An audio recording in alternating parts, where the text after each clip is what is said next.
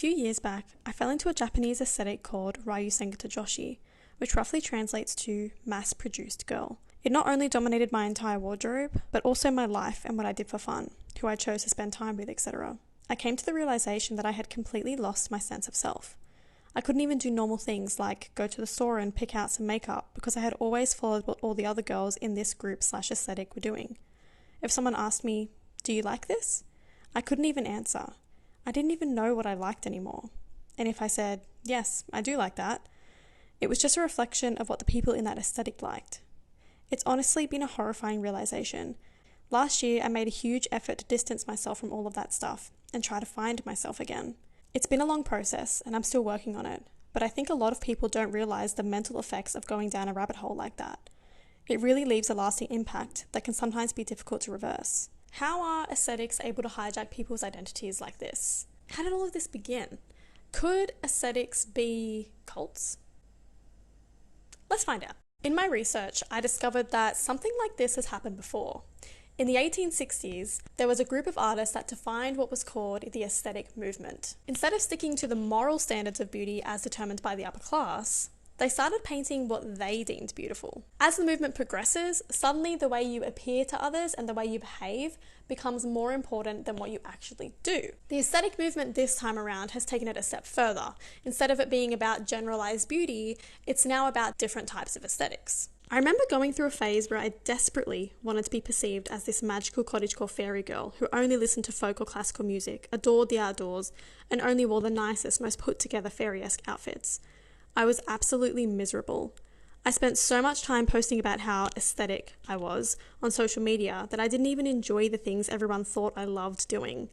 I always had my camera out trying to capture magical moments, but once the camera stopped recording, I'd just stare at my phone and edit the footage and photos and then do nothing with my day. Aesthetics are now about categorizing ourselves and placing our existence into genres to make ourselves more consumable. Rebranding and reinventing ourselves, which used to only apply to companies and businesses, now applies to the individual. And to a certain extent, especially for young people, getting caught up in this game is pretty much unavoidable. Our social media algorithms are designed to show you more of what you like, so you end up in a sort of echo chamber where you can't develop your own identity even if you want to, because all exploration ultimately leads back to the same conclusion.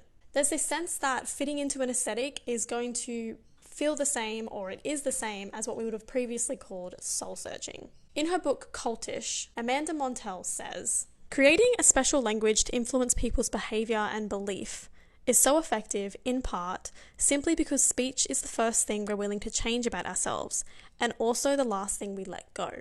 Specialized vocabularies, inside terms, abbreviations, cult favorite TV shows and movies that all align with the aesthetic create a dynamic of exclusivity and belonging. Cults typically have a charismatic leader. Any social media influencer could be the person an individual decides to put on a pedestal and emulate. Private jokes or moments that make a group feel connected, say between a social media creator and their followers, can add to this. Parasocial relationships can create a dynamic in which an individual feels a personal connection to a creator they follow or are subscribed to online, even though in reality, that creator doesn't even know that person exists. Couple this with marketing campaigns telling you to rebrand yourself or become your ideal archetype. And the concept of curating your identity, of creating a performance, seems quite palatable. Molding yourself into an aesthetic doesn't even sound harmful, let alone dangerous. In fact, it sounds beneficial. And don't all problematic groups start out that way? Something you may have observed, and which many people point out, is that while there are some aesthetics that involve or even aimed at males, they seem to be primarily aimed at women and girls. Shelley Budgeon provides useful insight into this. Budgeon argues that men are not told to remake themselves because masculinity is not problematized in the same way that femininity is. With this in mind, aesthetic subcultures feed into the narrative that women must remake, reinvent, and create their identities. And aesthetics become a useful medium for this. While men are encouraged to emulate hegemonic masculinity, which is the boys will be boys, boys don't cry narrative that we know is problematic, women, on the other hand, are provided multiple types of femininity in the form of aesthetic subcultures. However, the aesthetic on trend acts as the femininity to aim for, and trends are always changing. Since adopting an aesthetic requires the consumption of material goods, only those with a disposable income can completely participate. In this way, aesthetic subcultures can be a type of symbolic capital, referring to symbols that come to be associated with social power. So this is the idea that the upper class have the power to determine what comes to be known as good taste. Their economic capital, which just means the fact that they're rich, allows them to decide what is tasteful. And their tastes, their interests, come to be associated with social power. If someone of a lower class manages to acquire symbolic capital, that is, material items associated with the upper class, they may be awarded with social power, which basically means more social acceptance and opportunities. In contrast, trends that were once considered distasteful can be taken up by celebrities, social media creators alike, go viral, and become a mainstream aesthetic and microtrend that is now deemed tasteful. One commenter on Shanspere's videos said, "I dress grunge and punk out of necessity, like patching and repatching clothing until it disintegrates, or simply leaving holes in items because I have a fixed income for accessories and clothing, so my stuff falls apart. And to see people emulate that when they aren't living the way I and many people do is uncomfortable." There are racialization and ethnicity barriers to aesthetics as well. In her Varsity article, Nafisa Islam said, "I can see the style, books and clothes I like, but the most important part is missing. I cannot see myself." Ross Chambers wrote a paper in 1996, and his observation was that in societies where whiteness is hegemonic, it acts as the reference point and center of power for everything else. And it seems that aesthetics are no exception. In her video, Jordan Teresa spoke about how the lack of representation of people of color and plus-size people in mainstream aesthetics sets up racist, Eurocentric beauty standards. There are people of color and plus-size creators in these spaces, but when you search for these aesthetics, skinny white girls are the default, which proves that whiteness is hegemonic in this society and that these racist, Eurocentric beauty standards still exist. For young people especially, it's easy to see how this kind of constant identity performance of rebranding by trying to adopt a new trend or aesthetic can get in the way of normal social and personal development about how to understand yourself and how to relate to other people as yourself. In her book, Amanda Montell talks about how there are ethical cults and noxious cults. Ethical ones being where you can leave without any consequences, and they're usually pretty upfront about what they want and what they believe in. So you might be thinking, how can aesthetics have such an impact on identity when it's just about dressing a certain way? It's just about a personal style. That's a valid question, because if you join an aesthetic, you can just unfollow everyone, unsubscribe, wear different clothing, pick up a different hobby that's outside the aesthetic you were trying to adhere to. There isn't anyone policing you.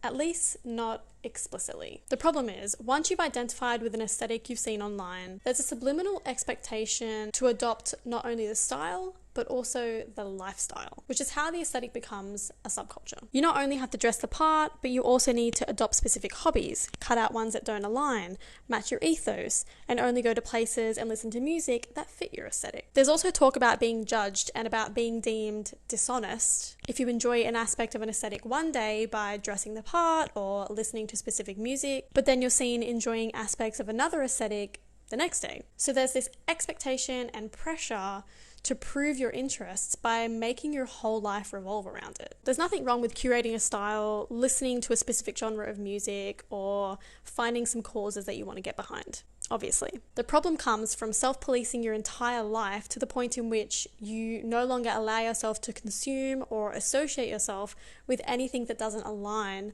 with the aesthetic you've chosen. Another thing cults do is limit your communications with the outside world. I keep thinking back to that first comment that I read out at the beginning of the video, where they said their aesthetic influenced who they chose to spend time with. How many others unintentionally or intentionally did the same? Michel Foucault, a French philosopher, spoke about self-policing in the modern world using the analogy of the panopticon prison system. The crux of the concept is that people are forced to police themselves even in the absence of surveillance, because they're never sure if they're being watched. Even when you do know you're alone, the way you view yourself is filtered through this self-surveillance. Society's standard, or the standards of people on the internet, become the standard you have for yourself. In aesthetic subcultures, self-surveillance is essential. What all this means is that adopting an aesthetic can be perceived as the same as adopting an identity, because it governs how you see yourself. Another commenter named Jane said, "My favorite response to asking what my aesthetic is to go, oh,